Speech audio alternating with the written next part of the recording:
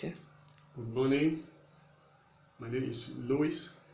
I'm here to give a short presentation on a research MSc research work.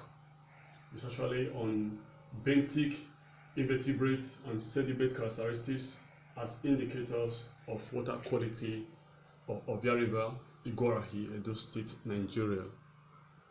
And this next slide is talking about this map of study station, this map of study area, and showing the Ovia River particularly, and how it cut across a major expressway. It's located at the southern region of Nigeria, and Edo State precisely. The people of this community depend on this water of Ovia River for their survival. So you can see the direction of flow of the river is flowing from the north to the south of the state, and is the major source of major river that cut across the state. And you can look at the station 1 and station 2 and station 3 and station 4. Station 1 and 2 were designated the upstream region, while station 3 and 4 was actually, there's a bridge here. It's actually after the bridge you have station 3 and 4, which was designated the downstream of the river. Now, the table of contents, we are looking at what I'm going to talk about today in this work. We are looking at the introduction, the aims and objectives, the material and method. We look at the results, findings, contribution to knowledge, and conclusion. Now, justification of this work. Before this work was carried out, a preliminary sample was actually done on the Igoraki community, actually in Ovia River precisely, to know what actually is the main source of this water for this community, because the rural dwellers actually depend on water for their agricultural activities, their domestic usage, their day-to-day activities. Now we're looking at these rural dwellers which depend solely on surface water for domestic usage, and we also look at what is the main source of the water in the Ovia community. And again, we're looking at what is the water quality. If they depend on this water for survival, how good is the water quality? That was actually just to show the work. Now, introduction. Water is recognized as a fundamental requirement for all living organisms, perform a lot of physiological function for organisms, and also reserved as a support for a vast number of aquatic species. And you can look at the UNEP reports on 2008. Actually documented that. Now, there are high demand of water for agricultural irrigation, domestic activities, and industrial cooling. And so that was documented by Wongo and Okaka 2011 and Olomokoro and Dirisu 2014. And again, this demand for water has placed these important resources under serious pressure, as its abstraction and use lead to deterioration in both quality and quantity, which is in turn impacts not just the aquatic ecosystem, but also the availability of human consumption. That was documented in UNEP reports 2008, and Momborale and Elka 2010, Momborale and Ogbebu 2010. That's actually the literature that have actually documented that in the past. Now, introduction, we still continue. In this next slide, we are looking at benthic invertebrates, which are actually aquatic insects, although crustacean, mollusks, and annelids and arachid also occur. Commonly, they can be classified as infauna and epifauna based on the immediate substrate of occupation, called Day and Diamond 1975. Infauna are invertebrate fauna which predominantly live in or use the sediments. That's why the epifauna include those that live on actually the surface of the sediments. That was actually documented in Stott et al. In 2005. The combined use of benthic microinvertebrates and sediment characterization as bioindicator allows a comprehensive means of assessing the quality of river system. The use of benthic microinvertebrates is based on the principle that different aquatic invertebrates have different tolerance to pollutants. The aims and objectives. This investigation is a baseline study of benthic microinvertebrates and sediment characterization of Ovia River at Igborahi, Edo State, Nigeria. The objectives of the study includes to provide baseline information on the aquatic structure of benthic invertebrates of Ovia River in Igborahi. So the temporal and spatial variation of the relative abundance of benthic microinvertebrates in Ovia River. Again, to determine the spatial and temporal variation in the physical chemical properties of the bottom sediment in Ovia River. The correlation of the physical chemical parameter and benthic microinvertebrates of Ovia River. And lastly, the objective is to use the above indices to establish the water quality status of Ovia River. Materials and method.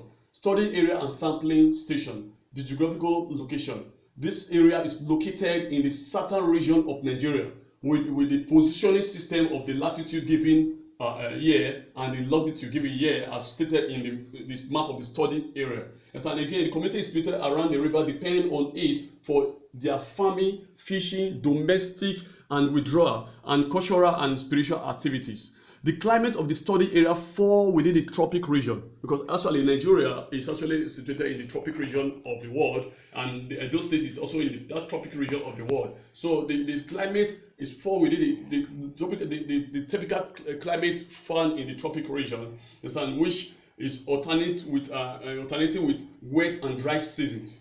So the sampling periodicity was actually carried out to cut across the wet and dry season. Well, actually, the wet season in Nigeria is between the period of the month of April to the month of October, which is characterized by heavy rainfall. While the dry season ranges from November to March. So this sampling was actually carried out within the dry and wet season to be able to correlate and to know the variation, whether it's actually more during the dry season or more during the wet season. They're talking about in terms of diversity of the organisms. Now, sampling periodicity, we look at the spatial and seasonal sampling. In other words, the seasonal, look at the wet and dry, look at the spatial variation, look at the different sampling stations, which I said before, we have the station 1, 2, 3, and 4. Across the water sampling areas. Across the 4 stations, the station 1 and 2 were designated the upstream because they actually the direction which water is flowing from. And then we have the station 3 and 4, which was designated at the downstream. Over a period, the sampling was carried out over a period of 8 months. At sampling carried out once every month for a period of 8 consecutive months. And so we also looked at the monthly collection. The monthly collection was actually between the hour of 700 and 1100 hours every month. And it spanned between wet and dry season, which is actually the work was actually done during July 2014 to February 2015. Now, looking at collection of sediment sample. The sediment sample for physicochemical parameter analysis were collected directly from the bottom of the river using ethnograph at each station. The ethnograph was released from the boat.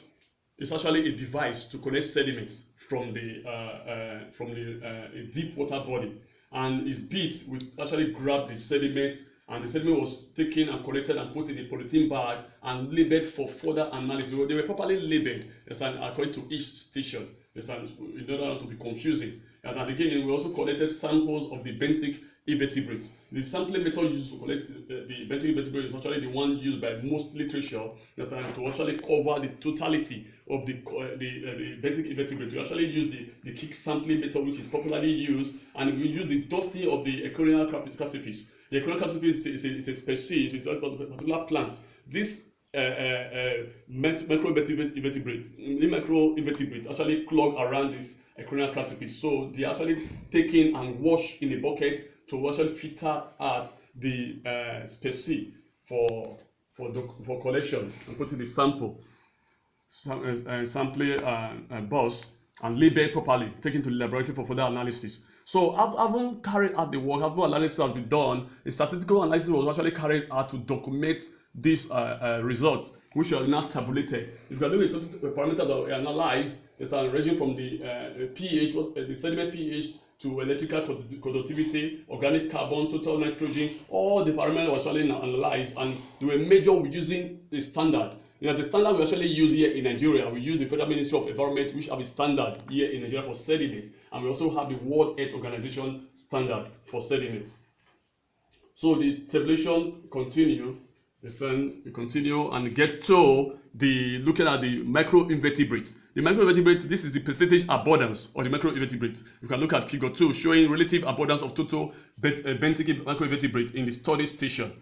Now you look at it, you will see that the 83.79% of the totality of the microinvertebrates recorded were actually the species, the order Ephemerotera, which is actually this species that are organic pollutant intolerant. They cannot withstand pollutants. So when they are recorded in high number like this in a given surface water, it shows one way to tell us that the water have not been compromised with organic pollutants. While others that cannot tolerate organic pollutants were recorded low in the water body.